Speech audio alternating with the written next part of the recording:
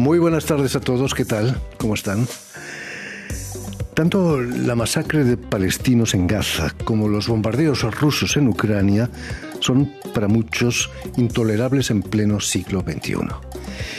Pero la violencia, los destierros, las migraciones, la intolerancia, la lucha de familias enteras por la libertad de expresión, las encontramos ya en el México de la conquista hace cerca de 500 años, donde nuestra invitada de hoy, precisamente la escritora mexicana Gabriela Riveros, sitúa su novela Olvidarás el fuego. Muy buenas tardes, Gabriela. Buenas tardes. Gracias, Jordi. Bienvenida a Radio Francia Internacional. Gracias. La historia trágica de Luis de Carvajal, alias Josep Lombroso, o sea, Luis de Carvajal, el joven, judío sefardí emigrado a la Nueva España, es una novela policíaca casi, ¿no? Así es. Es una novela policíaca y no nada más la historia de él y su familia, sino también lo que aconteció con los libritos que él escribió, unos libritos miniatura de este tamaño, en donde contó la historia de su comunidad, de su familia, de la migración, y que escondía en su sombrero o en su ropa, y que estuvieron custodiados y guardados en archivos de Inquisición 4 siglos hasta que fueron robados del Archivo General de la Nación de México. Y fíjate que recientemente aparecieron en 2016 en una casa de subastas, las Galerías Swann de Nueva York. Y bueno, pues no nada más es asombrosa su historia, sino también la historia de estos pequeños manuscritos en donde se narra esta historia, como bien dices, que es una novela como policíaca. ¿Ha sido difícil acceder a esos manuscritos? ¿Has podido hojearlos? Sí, esto fue muy emocionante. Bueno, quiero decir que cualquier persona que quiera leer lo que ahí está, lo puede hacer desde su computadora porque están digitalizados. Por ejemplo, puedes entrar a la Universidad de Princeton, teclear manuscrito de Carvajal y lo puedes hojear y verlo en grande además. En ese sentido, bueno, está la vida moderna, pues es una maravilla. Pero sí pude acceder a los originales porque en esta aventura que ha tenido el manuscrito, es decir, en 1932, un investigador invitado a México accede a estos textos, también a las cartas que se mandaban en la cárcel, él con sus hermanas, unas cartas miniatura que metía dentro de quesos, de plátanos, y fue robando el material. A él no lo vigilaban porque era un invitado y a los 2 o 3 días quien custodiaba el material se dio cuenta que faltaba esto.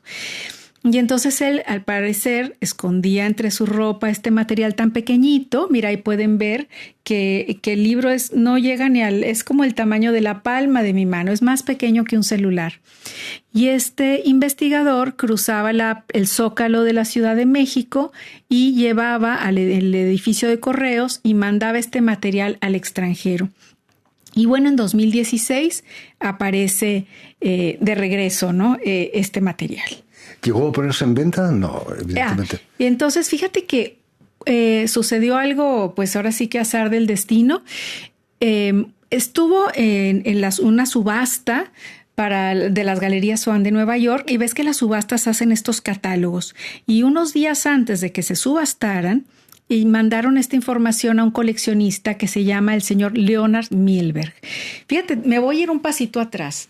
En 2015, el gobierno de España abre esta iniciativa, esta ley de que pueden devolver la nacionalidad o otorgar la nacionalidad española a aquellos que puedan comprobar que descienden pues de este éxodo tan lejano en realidad, que hayan sido expulsados sus ancestros 15 generaciones atrás.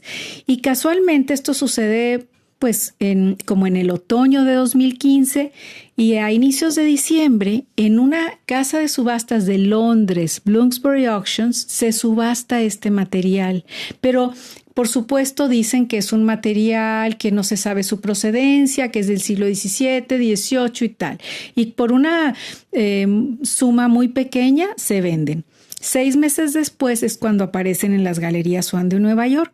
El señor Leonard Milberg, al hojear este catálogo, le llama la atención cómo este material tiene su hoja de oro, y él, que es coleccionista de objetos judíos que tengan que ver con la historia de América, dice, esto es idéntico a lo que se robó de México, porque aunque para digamos que las personas comunes y corrientes como yo no lo sabíamos, los coleccionistas o los expertos en historia sí estaban al tanto.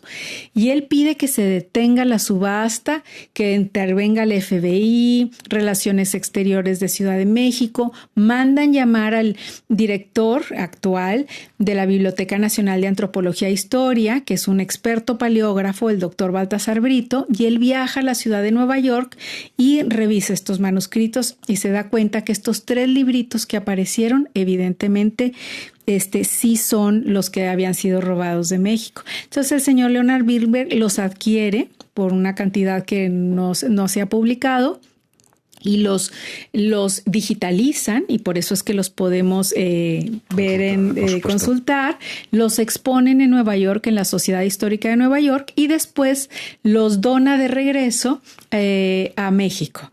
Y sí, los pude ver, están hoy en día donde está el Museo de Antropología e Historia. Debajo están las bóvedas en donde se custodian pues ciertos tesoros que no están expuestos o que a veces se exponen y ahí se guardan.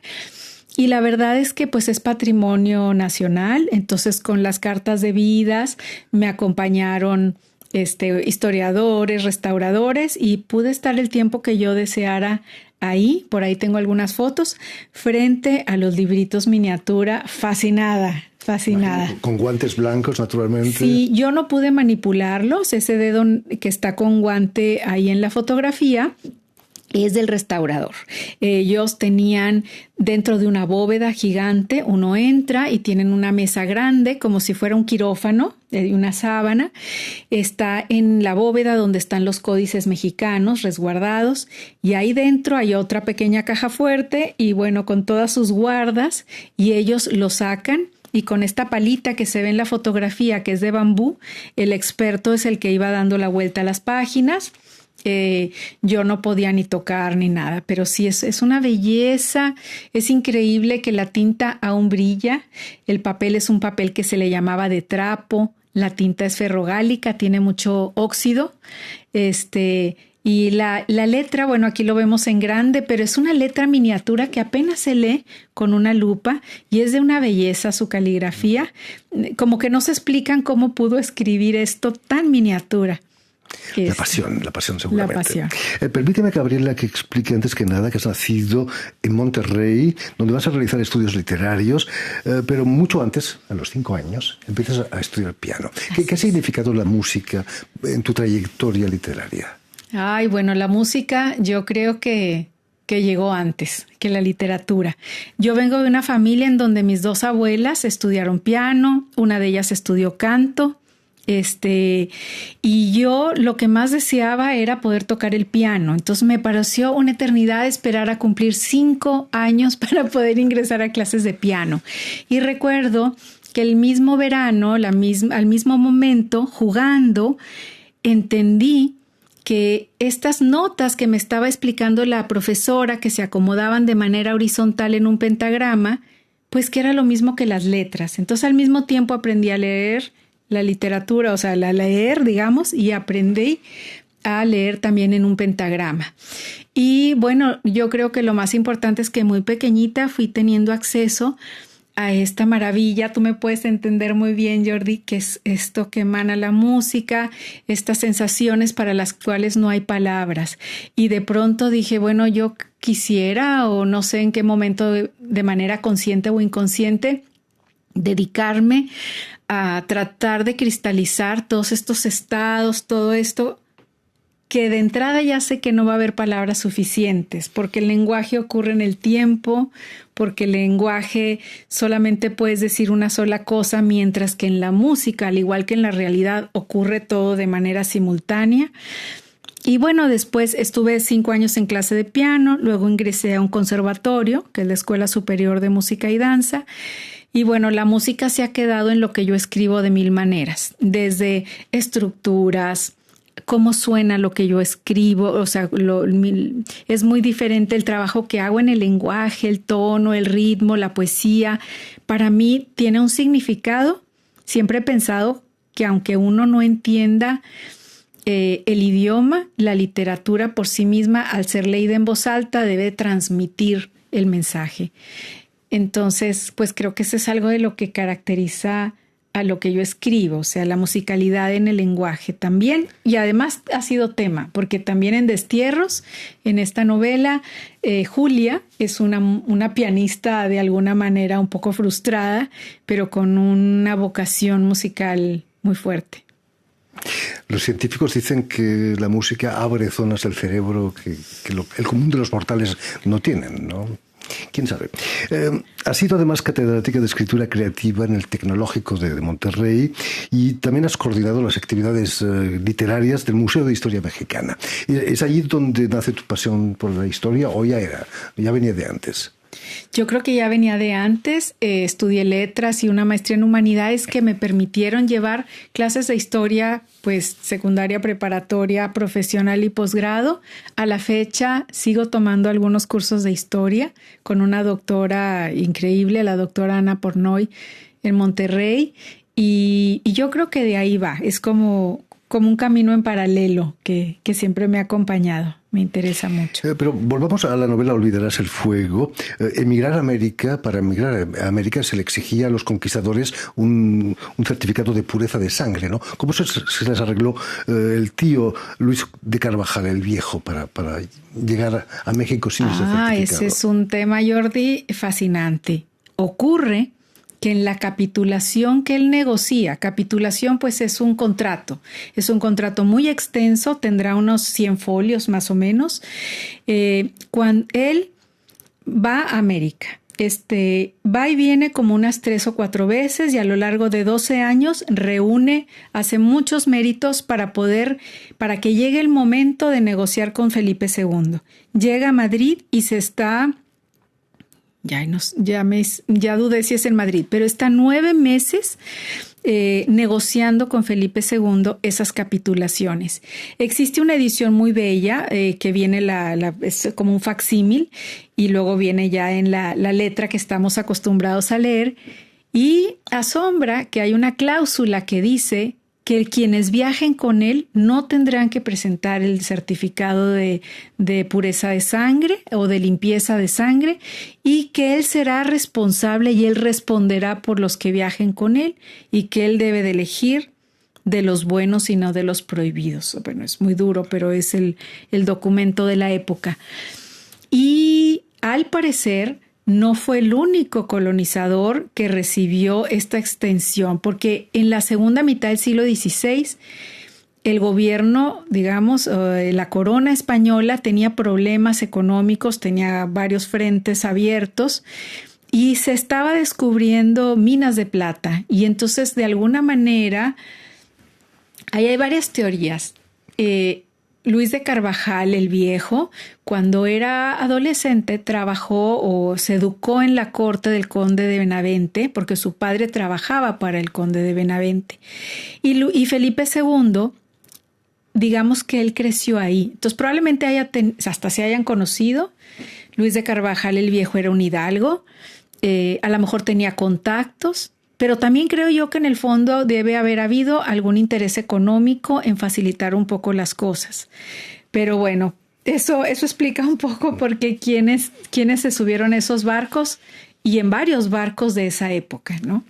Se llevó a su familia también y siguieron practicando la religión judía, algo que era muy peligroso, imagino. Sin querer hacer spoiler, tras un juicio de 7 años, la Inquisición condena al joven y a varios miembros de su familia a ser quemados en la hoguera, ¿no? Así es. Terrible. Es escalofriante. Es una historia. No sabía que en México también había autos de fe. No, nadie lo cuenta, Jordi. Esto no está en la historia oficial. Uno va a la escuela y jamás te van a decir que hubo una Inquisición en México. Para nosotros suena como si fuera una serie de Netflix de otra época, no, de otro continente. Ni siquiera piensa uno que esto ocurrió ahí. Pero así fue, y la Inquisición además estuvo, más de 200 años. Incluso procesó al héroe de la patria, que es Miguel Hidalgo. Es decir, todavía en 1820-21 estaba haciendo de las suyas. Entonces sí, ellos sobreviven a un proceso de Inquisición y bueno, en el segundo ya no la libran. Y la historia de Luis de Carvajal el Mozo, poeta, soldado, comerciante, jovencísimo, a sus 29 años muere en la hoguera junto con su madre Francisca, con sus hermanas Isabel, Catalina, Leonor, eran 9 hermanos. Esta historia, bueno, pues es apasionante y además lo que vivieron entre el primer proceso y luego cómo lograron convencer a la Inquisición de que se habían convertido y que no iban a volver. Y luego, bueno, los mandan a hacer penitencias. Entonces, lo que cada quien fue haciendo, te ponían un San Benito, que era esta especie de chaleco, y entonces, por ejemplo, Luis el Mozo, primero lo mandan a lo que fue el primer manicomio de América, que era San Hipólito. Y luego ahí lo descubre un rector de del primer, es un colegio imperial de Santa Cruz de Tlatelolco. Este rector siguió a Fray Bernardino de Sahagún. Imagínate qué nivel de intelectuales estamos hablando. Y cuando ve a este niño, a este muchachito que habla 5 idiomas y que está trapeando los pisos, dice, yo necesito un secretario particular, ¿me lo podré llevar? Habla con la Inquisición y se lo lleva de secretario particular y casualmente le entrega las llaves de la biblioteca y le dice, tú vas a custodiar y vamos a pedir este material. Incluso pide libros que estaban prohibidos ya en España por la Inquisición. Yo no sé si se hizo de la vista gorda. Y todo lo que viven en ese momento, entre un proceso y el segundo, siempre asediados por la Inquisición, tampoco voy a contar ya más, es muy emocionante. Si yo hubiera inventado la historia, no me la hubieran creído. Parece una serie realmente lo que sucede con todos estos hermanos y cómo la van librando. Y bueno, pues luego viene el segundo proceso en donde se demuestra que ellos regresan a su fe judaica a escondidas, ¿no? En fin, todo eso y mucho más lo tienen en la novela Olvidarás el fuego, de Gabriela Riveros. Muchísimas gracias, Gabriela, por habernos contado cosas tan interesantes. Permíteme también que dé las gracias a Julian Leng y a Guillaume Buffet, quienes se han ocupado hoy de la realización del programa, y también saludar a nuestros telespectadores, que también los tenemos, que nos siguen en toda América, desde Chicago hasta la Patagonia, gracias a una cadena que se llama UCL, una cadena latina, y una red también que se llama TAL, que reúne televisoras públicas y universitarias de los 2 continentes. Wow, muchísimas gracias, Jordi, a ti por hacerlo posible, a todo tu equipo y a toda la gente que te escucha en tantos sitios. Un lujo tenerte aquí. Gracias. Y a ustedes, muchísimas gracias por su atención y les damos cita para una nueva edición de El Invitado de Radio Francia Internacional.